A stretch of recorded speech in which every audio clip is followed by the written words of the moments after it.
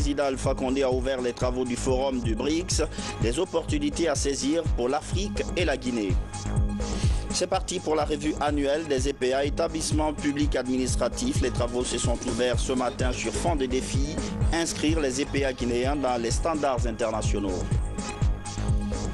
800 000 candidats juste pour la région de Conakry. Le concours d'accès aux écoles professionnelles est lancé. Des évaluations placées sous le signe de la rigueur. Voilà pour les titres. Bienvenue dans cette édition d'information qu'on ouvre sur ce communiqué du président en exercice de l'Union africaine. L'Union africaine prend acte de la décision de la Cour suprême du Kenya d'invalider le scrutin du mardi 8 août 2017 et d'appeler à d'autres élections générales qui devront se tenir sous 60 jours. L'Union africaine se félicite que son appel à l'apaisement dès la veille des élections du 8 août ait été entendu et apprécie l'esprit de maturité et de responsabilité de tous les acteurs du processus qui ont préféré les voies légales à la violence. C'est un comportement qui honore l'Afrique et prouve que désormais la démocratie s'installe sur le continent. L'Union africaine, qui suit avec un intérêt particulier le déroulement de la situation au Kenya, appelle à nouveau le peuple kényan et les acteurs politiques à la retenue et au sens de la responsabilité dans l'organisation du prochain scrutin. L'Afrique sera ce que nous voudrions qu'elle soit et la preuve est aujourd'hui faite que les Africains peuvent se comprendre pour persévérer, pour préserver l'essentiel, la paix et la quiétude des citoyens. Signé professeur Alpha Condé, président en exercice de l'Union africaine, un communiqué transmis par le bureau de presse de la présidence. 600 personnes ont assisté ce matin au lancement du BRICS Business Forum. L'édition 2017 est rehaussée de la présence du président Alpha Condé, président de l'Union africaine. C'est le centre d'exposition de Xiamen en Chine qui a accueilli les travaux avec un enjeu, se servir de la technologie pour moderniser l'agriculture des pays membres et de l'Afrique. Sanassi Keita. En prenant part à ce Business Forum du BRICS 2017, ici à Xiamen, dans le Fouchian, le président en exercice de l'Union africaine veut bien montrer la place de l'Afrique auprès de ses partenaires du Brésil, de la Russie, de l'Inde, de la Chine et de l'Afrique du Sud qui forment le BRICS.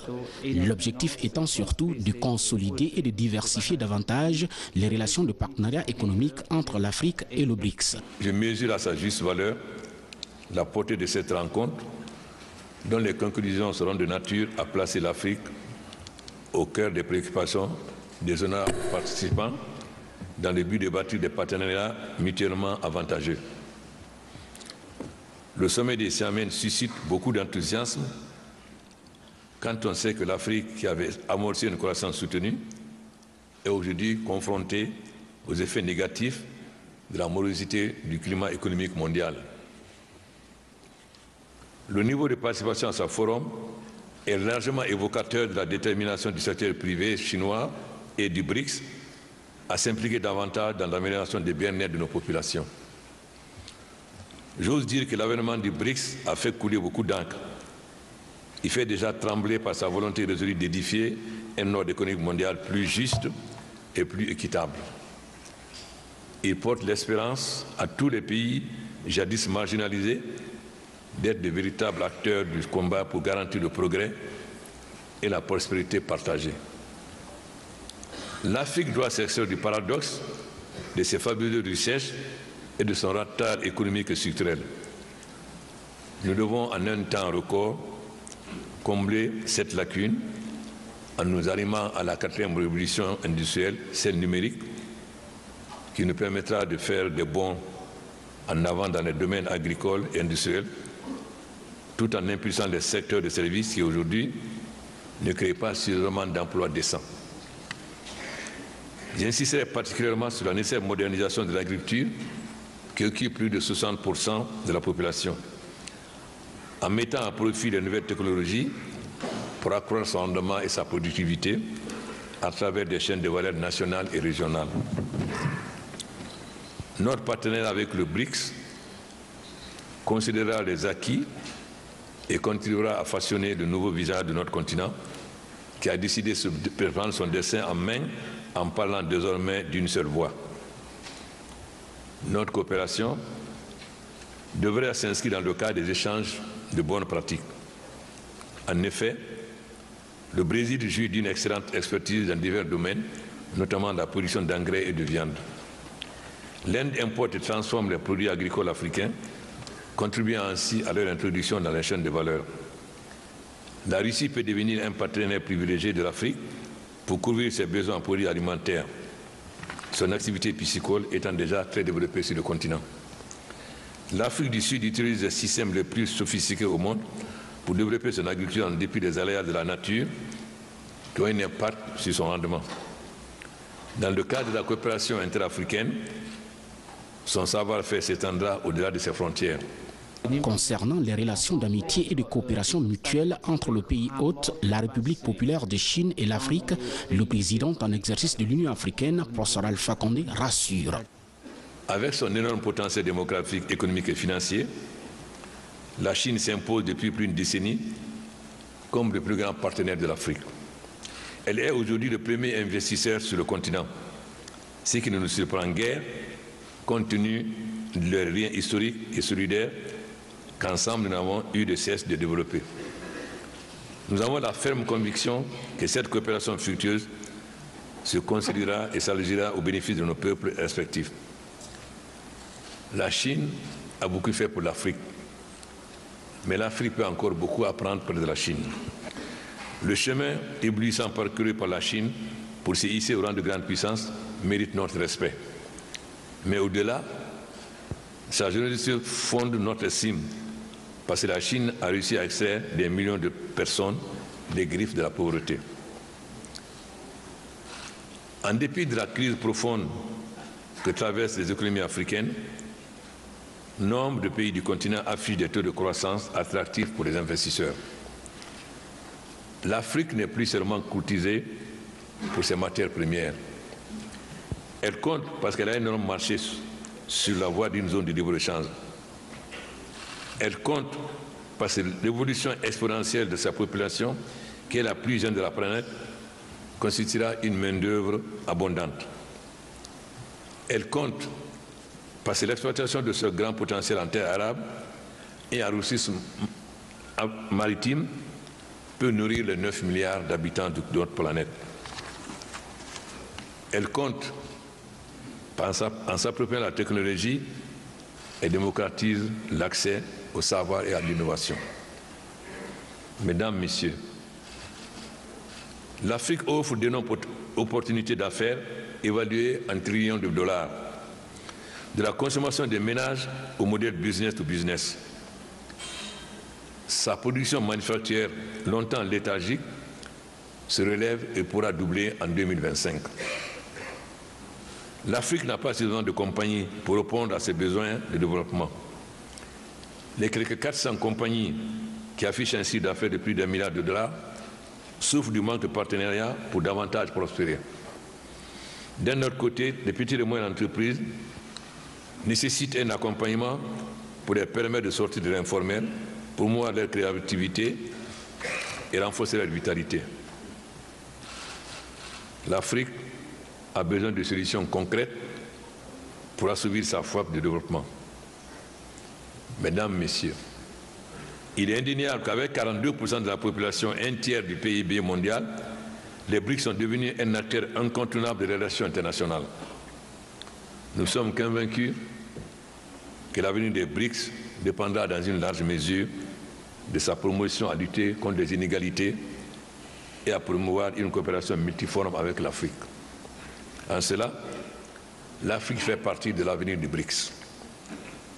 Ma présence à vos côtés est un appel aux investisseurs ainsi qu'aux institutions et mécanismes français du BRICS à faire confiance à l'Afrique afin de transformer les opportunités en réalisations concrètes.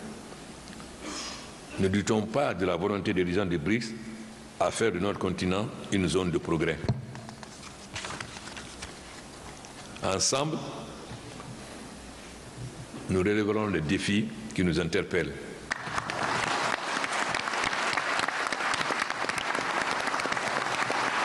L'objectif de ce nouveau Business Forum est donc de garantir entre les pays membres des BRICS les règles du commerce et de maintenir un équilibre entre le libre-échange et les intérêts nationaux sur fond de revers dans la mondialisation. En marge de ce forum, le chef de l'État a rencontré des investisseurs chinois. Les échanges ont porté sur la valorisation de la zone spéciale de Bokeh. Suivez. Nombreux sont les chefs d'entreprise de la République populaire de Chine évoluant dans plusieurs domaines d'activité qui se sont donné rendez-vous ici à Xiamen, dans la région de Fujian. Objectif, prendre part au forum de la promotion d'investissement de la zone spéciale économique de Bokeh, en Guinée. En effet, la Guinée a tout son demi. Nous avons plus de la moitié des réserves mondiales de bauxite. Nous avons le minerai de fer le plus riche au monde, qui peut être exploité pendant plus de 100 ans.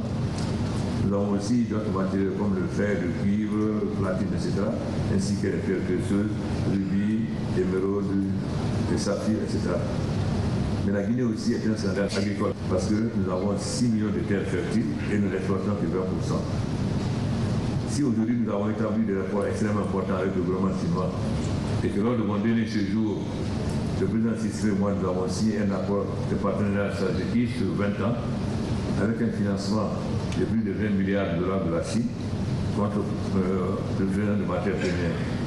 En effet, cet accord stratégique permet à la Guinée de bénéficier des fonds chinois pour les infrastructures routières et ferroviaires, pour l'énergie renouvelable, mais aussi pour l'agriculture et l'agro-industrie.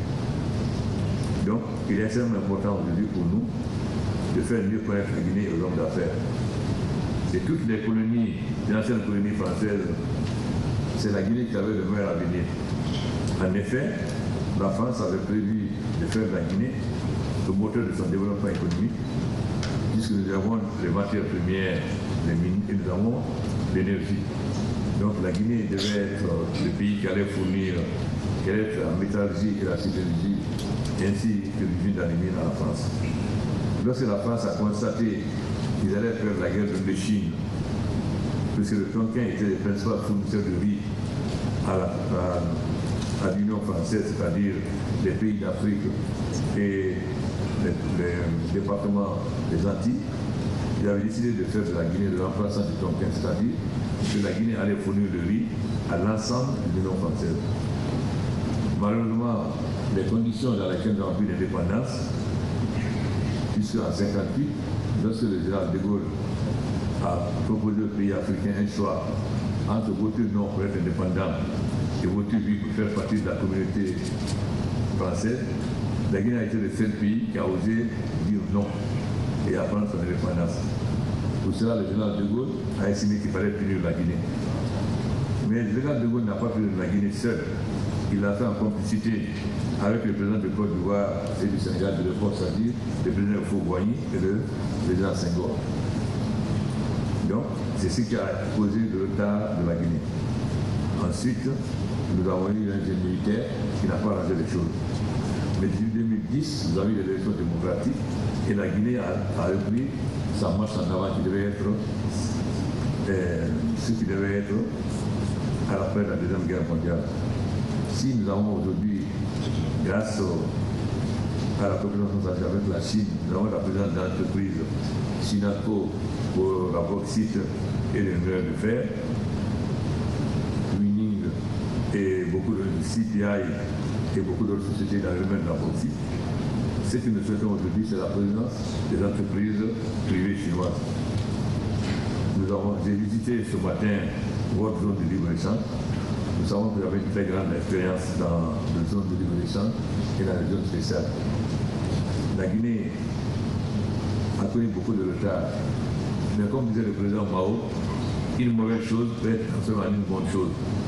Donc notre retard qui est un handicap, nous devons la transformer en un avantage pour aller très vite. Surtout que nous sommes à l'ère de la révolution numérique. J'ai lu le livre du président Sissi qu'il a écrit lorsqu'il était dans cette région Mignon, sorti de la pauvreté. Il a dit que le loisir le plus faible peut être le premier à voler. Et aussi que les gouttes d'eau peuvent percer le rocher. Donc, ça veut dire que si aujourd'hui nous sommes le pays le moins développé d'Afrique de l'Ouest, nous pouvons être le premier à arriver comme l'oisillon le plus faible. Et tout ça, il a écrit ça à partir de son expérience dans cette région. Donc, nous espérons que la Guinée aussi va vaincre la pauvreté grâce à la coopération avec l'Union. J'ai appris qu'il y a un adage qui dit que là où le soleil brille, on trouvera toujours un fils de Fujian. Donc, la Guinée, il y a beaucoup de soleil, l'ambassadeur peut vous le dire. Donc, nous sommes certains que beaucoup de citoyens de Fujian se retrouveront en Guinée. Le chef de l'État invite à cet effet ces chefs d'entreprise de Fujian, bref, de l'empire du Mulier, à venir investir massivement en Guinée. Moi, le plus fort de la diaspora chinoise dans le monde, les Fujianais portent la tendance de savoir-faire de la Chine dans le monde du patrimoine en Afrique. Nous comptons sur cet esprit entrepreneurial pour pouvoir nombreux à croire le succès en Guinée.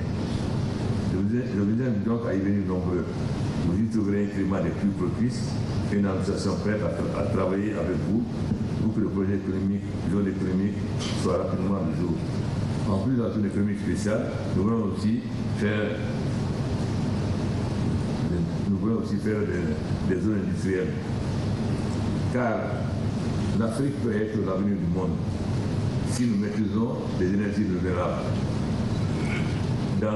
D'ici 2050, l'Afrique sera le continent le plus peuplé. Nous avons une population jeune. Si nous avons raté les 3 premières révolutions industrielles, vous savez la cause, l'esclavage a vidé l'Afrique de ses forces vives. Qui pouvaient être au rendez-vous des 3 premières révolutions industrielles. C'est ce qui a fait que nous n'avons pas pu nous développer comme l'Europe.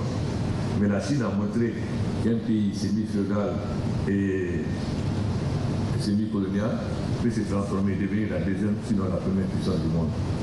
C'est une voie que nous suivons, que nous avons suivi dans notre jeunesse derrière le président Mao Tse-tung. Nous espérons donc aujourd'hui qu'avec votre partenariat Chine-Afrique et partenariat personnellement entre la Chine et la Guinée, nous allons pouvoir rattraper ce retard. Notre population est jeune, mais nous sommes convaincus que nous sommes au rendez-vous de la 4e révolution industrielle, c'est-à-dire l'économie numérique. Parce qu'aujourd'hui, la jeunesse africaine n'a rien à envoyer aux autres continents. La jeunesse africaine maîtrise parfaitement les nouvelles technologies. Il n'y a plus de téléphones portables en Afrique qu'en Europe. Donc nous sommes de plein pied dans cette nouvelle révolution économique, la 4e révolution industrielle. Mais pour cela, nous avons besoin de 2 choses, l'énergie et les infrastructures. En effet, nous sommes en train de créer au niveau de l'Afrique une zone de libre-échange qui amènera un marché commun africain. Mais comment pouvons-nous commercer entre pays africains si on n'a pas de route, si on n'a pas de chemin de fer? Et ensuite l'énergie. 7 Africains sur 10 n'ont pas accès à l'énergie. C'est pourquoi nous avons fait de l'énergie notre priorité. Énergie, infrastructure, route et chemin de fer, et port et aviation. Donc, l'Afrique est un continent d'avenir. Nous pouvons dire que l'Afrique est l'avenir du monde et la Guinée fait partie de cet avenir. Nous souhaitons donc voir le maximum d'entrepreneurs de cette région venir en Guinée et surtout, ce que vous avez réussi ici dans un continent, parce que la Chine est presque un continent d'1 milliard d'habitants, nous pouvons le réussir aussi au niveau d'un pays de 12 à 13 millions d'habitants. Mais il est évident que si l'État peut créer les conditions les plus favorables pour les investissements, le pays ne peut se développer qu'à partir d'initiatives privées. Évidemment, il est de notre devoir de créer les conditions les plus favorables pour les entreprises chinoises, mais nous ne pouvons développer notre pays que grâce à la participation des entreprises privées. Demain, j'aurai l'occasion de rencontrer le président Xi Jinping, et puisque nous avons déjà fait une visite d'État ici en octobre, nous avons donc le temps de faire le point de la coopération entre nos 2 pays. La Guinée a beaucoup d'attraits et nous espérons donc vous attirer parce que aussi la Guinée est un pays très touristique. Mais pour avoir du tourisme, il faut des hôtels, nous avons des hôtels, mais aussi des routes. Donc nous avons donc besoin de la coopération avec le gouvernement chinois et l'Exim Bank et ICBC. Mais aujourd'hui, nous voulons aussi créer des conditions de meilleures pour attirer des investisseurs privés, notamment ceux de cette région de Foujian. Donc je vous invite à venir rapidement à Guinée, investir dans la zone économique spéciale que nous appelons zone économique sino-guinéenne. L'initiative Zone économique spéciale de la Guinée s'inscrit dans le cadre de la politique de développement économique et social. L'idée est de créer une ville modèle pour l'Afrique de l'Ouest avec les meilleures politiques compétitives au niveau international. Une plaque tournante de promotion industrielle et commerciale se proposant de développer des produits et des services de la région. Coopération toujours, retour à Conakry, en plus bref et en image, l'ambassadeur de l'Inde avec résidence à Abidjan est en séjour de travail en Guinée. Il a été reçu à l'Assemblée nationale où il a échangé avec des députés. Au menu de la rencontre, le renforcement de l'axe Conakry-New Delhi. À Conakry, l'actualité, c'est la revue annuelle des établissements publics à caractère administratif. Les travaux se sont ouverts ce matin. Ils doivent aboutir, in fine, à l'amélioration de la gouvernance, mais aussi à la création d'un cadre de concertation entre les principaux responsables de ces établissements. C'est le Premier ministre, chef du gouvernement, qui a présidé la cérémonie d'ouverture. Le point avec Adi Kamara. Ce sont les responsables des établissements publics de l'État qui sont mobilisés ici pour discuter des voies et moyens permettant d'améliorer la gouvernance et la gestion des structures étatiques. Ils vont aussi se pencher sur la création d'un cadre de concertation et d'échange capable de promouvoir la transparence au sein des établissements publics de l'État. Cela conformément aux orientations du chef de l'État, professeur Alpha Condé, dans le cadre de vastes programmes de réforme structurelle et institutionnelle engagés dans le pays. La recherche de l'efficience des politiques publiques et de l'efficacité de l'aide au développement est aujourd'hui essentielle à notre objectif commun de lutte contre la pauvreté et de renforcement de la justice économique et sociale. C'est pour cette raison que l'amélioration de la gouvernance financière et les responsabilités y afférentes sont passées en priorité dans le programme de développement économique du président de la République pour le renforcement de la transparence budgétaire et la lutte contre la corruption en matière de gestion des finances publiques. Les réformes des finances publiques que nous entreprenons sont abordées de manière globale, c'est-à-dire qu'elles concernent à la fois les institutions et les différents comportements des acteurs qui animent celles-ci tout au long de la chaîne d'exécution budgétaire, sans oublier les interactions entre les différents acteurs participant à cette animation budgétaire. C'est la première édition de cette revue annuelle. Elle va tenir compte de tous les aspects liés à l'instauration de la discipline budgétaire au niveau des établissements publics administratifs EPA en abrégé. Pour réaliser leur mission d'intérêt général, les établissements publics administratifs reçoivent de l'État un patrimoine d'affectation. Et les ressources dont ils disposent sont constituées principalement de subventions du budget et accessoirement de recettes diverses. Il est important de maîtriser les comptes financiers des établissements publics administratifs afin de réaliser au bout du rouleau des projets à caractère social et économique dans le pays. Comme tout organisme public, les établissements publics administratifs doivent obligatoirement soumettre les projets de budget à l'adoption du conseil d'administration et à l'approbation des tutelles financières et techniques. Cette première revue annuelle de ces organismes publics de l'État est donc une étape importante dans le renforcement de la gouvernance administrative et financière des établissements publics à caractère administratif. J'attache un prix tout particulier à ce que les conclusions de ces travaux contribuent à renforcer notre cadre institutionnel en matière de gouvernance de ces établissements publics. Déjà, un comité est mis en place pour examiner à long et à large le cadre institutionnel, la situation financière et la gouvernance de plus d'une centaine d'EPA en Guinée. Cette revue annuelle des EPA s'intéresse à une question cruciale, le dossier des subventions de l'État pour l'équilibre du budget. La rencontre devra permettre aux EPA guinéens de correspondre aux normes internationales en matière de gouvernance des finances publiques. Maïmouna Bella Diallo. Plus de 150 établissements administratifs sont répertoriés, dont 70 opérationnels, parmi lesquels une dizaine de fonds destinés au développement dans divers secteurs. Ces journées sont une occasion pour les responsables de soulever certaines difficultés d'ordre financier et opérationnel. Une première pour les rendre plus efficaces. Nous sommes une école qui renaît de ses centres après 10 ans de fermeture. Aujourd'hui, nous sommes en face d'une masse importante de demandes de formation. Donc le budget que nous devons avoir doit être un budget consistant, permettant disons, de prendre en compte les différentes charges liées aux formations et à défaut, ça risque de nous mettre en difficulté. Et également, j'ai fait remarquer que la lenteur en matière de décaissement des fonds peut poser un certain nombre de problèmes, amener même à la rupture ou à l'arrêt de la formation, nous ne souhaitons pas. La direction, pour l'instant, elle ne fonctionne pas comme ça se doit. Raison pour laquelle, aujourd'hui, nous sommes en train de travailler dans ce sens. Le premier travail à faire, c'est de faire signer d'abord, d'exister de façon juridique. Et c'est ce que nous sommes en train de faire. On s'est attelé à cela. Il y a les démarches qui se font dans ce sens. Et Dieu merci, nous sommes arrivés à un point où presque nous allons aboutir à la signature de ce décret créant le fonds. D'autres responsables des EPA ont évoqué des difficultés d'ordre institutionnel. C'est le cas du Fonds de développement économique et social, FEDES. Nous avons 3 grandes difficultés. La première difficulté, c'est la non-mise en place, la non-nomination surtout par décret du conseil d'administration.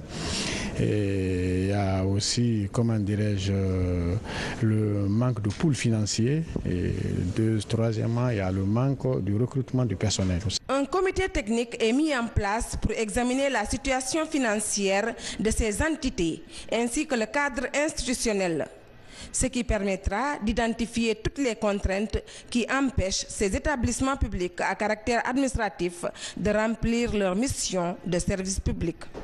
Éducation. Le concours d'accès aux écoles professionnelles a été lancé ce lundi en Guinée. La zone de Conakry présente 8000 candidats, un concours placé sous le signe de la rigueur.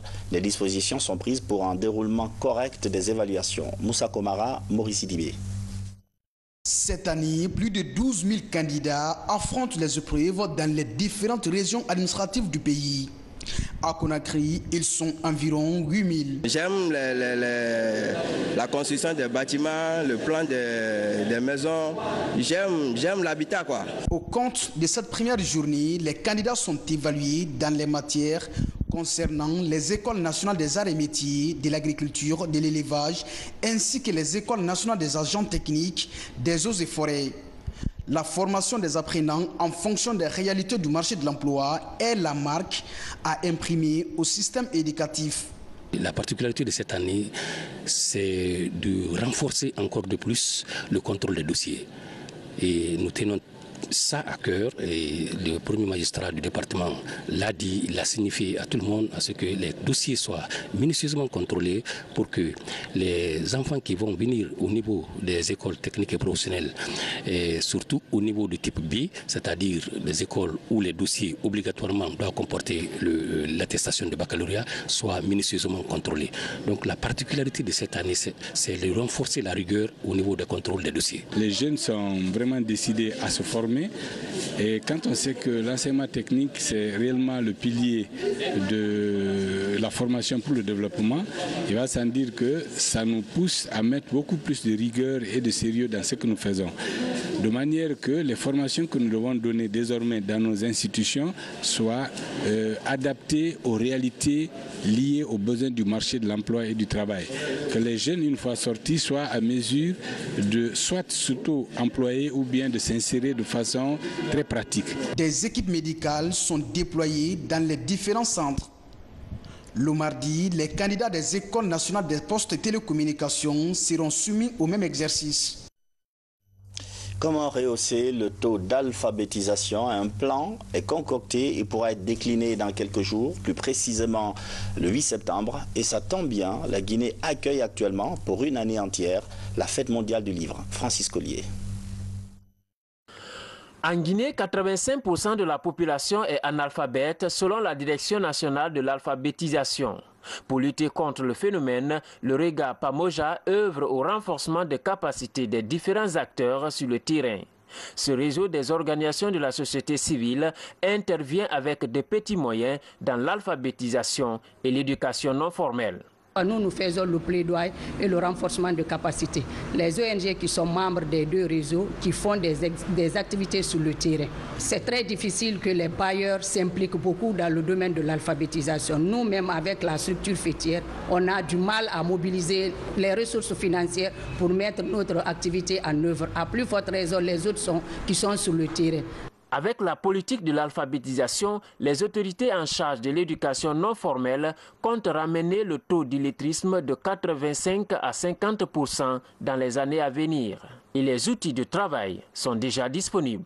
L'année dernière, l'État a engagé un processus d'alphabétisation de 200 000 personnes.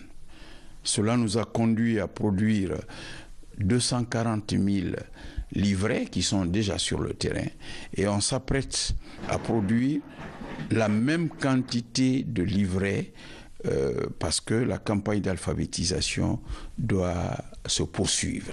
La lutte contre l'illettrisme prend une nouvelle allure avec l'événement Conakry Capitale mondiale du livre qui célèbre le 8 septembre la journée mondiale de l'alphabétisation sous le thème « Alphabétisation dans le monde numérique ».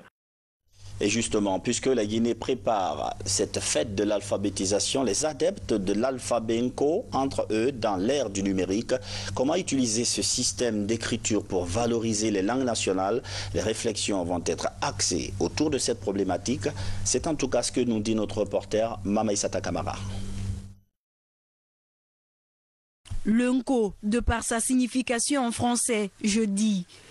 Créée par le Guinéen Solomon Kanté, cette écriture existe il y a 68 ans. Avant, l'alphabet nko était peu connu, mais aujourd'hui, cette forme d'écriture prend de l'ampleur à travers son enseignement dans certains établissements du pays. Dans ce centre de l'Académie nko, nombreux sont les apprenants qui viennent suivre ce cours.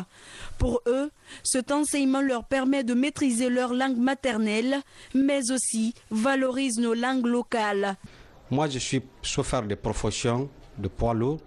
Bon, j'ai lu la colle de route en français avec un formateur depuis en 2002. Mais depuis que j'ai vu pour la première fois le livre de la colle de route en nko, j'ai essayé d'étudier ça avec un professeur de nko. J'ai compris ce que je ne pouvais pas comprendre avec les autres en français pendant tout le temps que j'ai fait. Je me suis intéressé du plus, voilà le livre en main. Il y a même des gens qui sont là parmi nous, qui achètent les voitures, ils savent conduire. Pratiquement, mais théoriquement, ça les manque. Ils viennent ici, je les apprends à comprendre le panneau de la colle de route. Donc j'ai compris qu'ils ne peuvent pas expliquer en français, mais ils connaissent le panneau par cœur. Dans cette librairie à Matoto, certains apprenants consacrent leur temps à la lecture. Tous ces ouvrages sont transcrits en alphabet nko dans toutes les différentes langues nationales du pays. Cette carte de la Guinée et cette montre au contenu nko impressionnent les visiteurs. Promouvoir cet enseignement dans le système éducatif guinéen est l'une des préoccupations pour ces formateurs. L'nko est aujourd'hui dans l'ordinateur, dans l'informatique, c'est enseigné dans les grandes universités au monde. Et aujourd'hui, il y a des innovations, il y a des ouvrages même sur l'agriculture, sur l'élevage, sur la pêche, sur le développement local, quoi. Donc l'nko est hors le développement, ce dont on a besoin pratiquement, c'est ça. Donc beaucoup de personnes cherchent le développement au ciel, mais le développement, ça commence à la base. Et aujourd'hui, l'nko est en train de lutter contre l'analphabétisme en Afrique en général et particulièrement dans notre pays, la Guinée. L'alphabet phonétique nko est reconnu par le ministère en charge de l'alphabétisation comme une écriture adaptée à toutes les langues guinéennes. Le combat est d'instaurer cette écriture dans le programme d'enseignement en Guinée. Une manière d'aider les analphabètes à pouvoir facilement lire et écrire pour mieux connaître leurs droits et devoirs. Sport football, après avoir pris récemment une belle option, le Sili national s'est incliné ce lundi, malheureusement, 1-0 en match retour contre la Libye. Un match qui s'inscrit dans le cadre des éliminatoires de la Coupe du Monde 2018. Pour son retour au poste, le ministre Sanoussi Bantamasso se lance personnellement un défi: relancer le secteur des sports.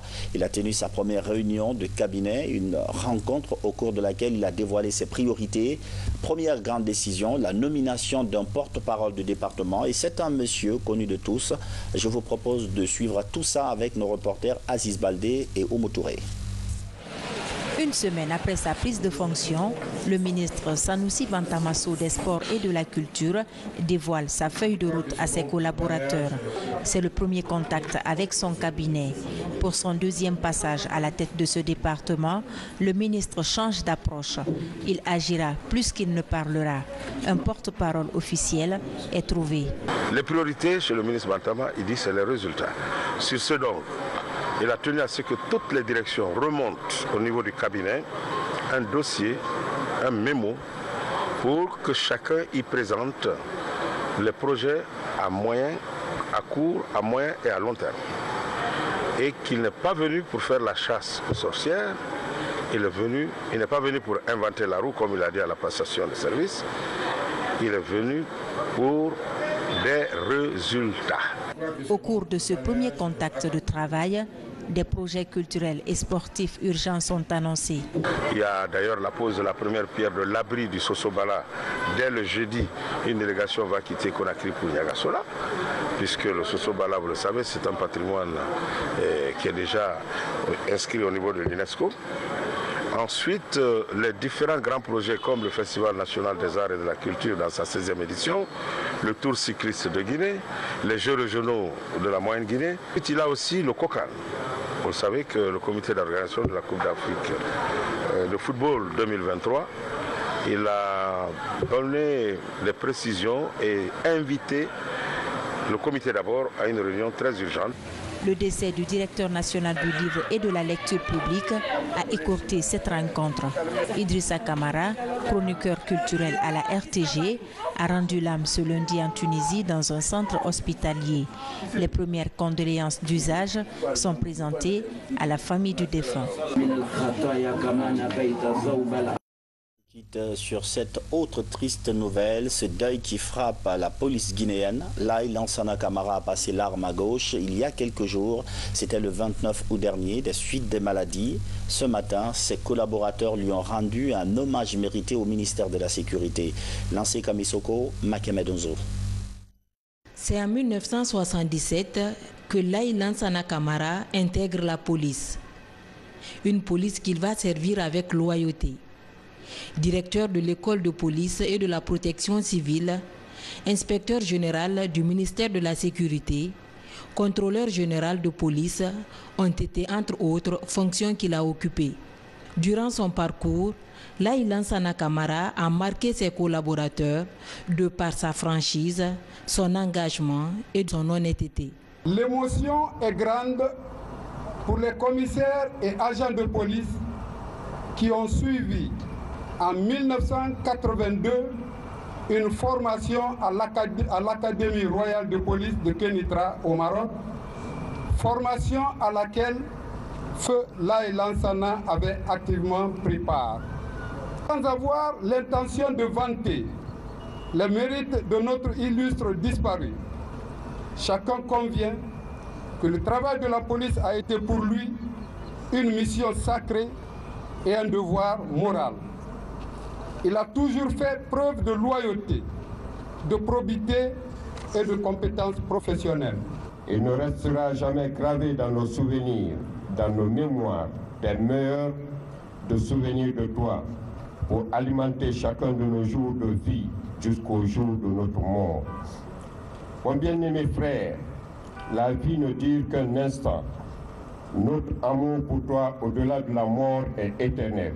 Nous ne t'oublierons jamais. En ce jour historique, parents, amis, collaborateurs et autorités de l'État se sont mobilisés pour rendre un dernier hommage à cet homme qui a créé l'office antidrogue au sein de la police guinéenne. Une mobilisation qui restera longtemps gravée dans la mémoire de la famille éplorée. Nous sommes honorés par la qualité des hommages qui ont été rendus ici à Mombo. Hommage rendu à la famille, hommage rendu à M. Laye Lansana Camara. Tour à tour, les officiers de police se sont recueillis devant la dépouille mortelle de l'ancien préfet de l'Abbé. Décédé à l'âge de 67 ans, Laye Lansana retrouve sa dernière demeure ce lundi. Laisse derrière lui 3 veuves et 11 enfants.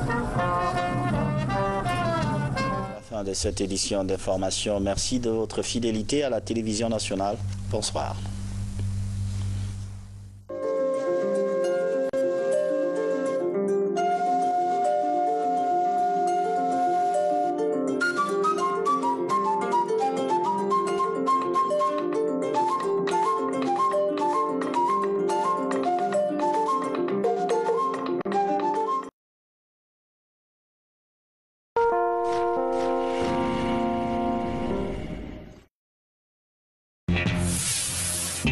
Jamais vu en Guinée, des meubles haut de gamme à la galerie Marifala. 10 ans d'existence et 10 ans d'expérience dans la décoration et l'électroménager. Nous vous proposons le plus vaste choix de meubles en Guinée avec plus de 2000 m² de surface d'exposition et un parking privé au sous-sol, accès VIP pour faire vos courses en toute discrétion. Avec des prix promotionnels toute l'année, des meubles soigneusement sélectionnés, Marifala vous dédie tout un espace électroménager de la grande marque TCL. Vous trouverez chez nous les dernières tendances en matière de chambre à coucher, de salle à manger, de salon, de fauteuils et de canapés au confort inégalé. Alors, venez nous rendre visite à 150 mètres du carrefour de Bambeto. Téléphone 657 00 08 16. Galerie Marifala, la grande classe. Chers parents, savez-vous que les 6 premières années sont déterminantes dans l'avenir scolaire de votre enfant? Savez-vous que la qualité de l'éducation est un défi aujourd'hui pour le système éducatif? Savez-vous qu'elle se construit dans le préscolaire qui représente le premier pilier, donc un atout majeur? Vous savez également que l'équilibre psychologique, les capacités motrices et les capacités intellectuelles se développent durant la période de 0 à 6 ans. Pour toutes ces raisons, chers parents, le groupe scolaire AV Guinée, qui signifie Avenir de Guinée, vous invite à y inscrire votre enfant. Un personnel qualifié, dévoué, attentionné et disponible vous y attend. Un cadre splendide de détente et d'apprentissage vous est ouvert depuis le 1er juin 2017. Le groupe scolaire AV Guinée, un espace pour l'équilibre psychologique et le développement des capacités motrices et intellectuelles de vos tout-petits. Inscrire vos enfants à AV Guinée, c'est opter pour la qualité de l'éducation et une construction judicieuse de son enfant. AV Guinée, c'est la tendresse et l'affection, maillon incontournable pour le psychique de l'enfant. AV Guinée est situé à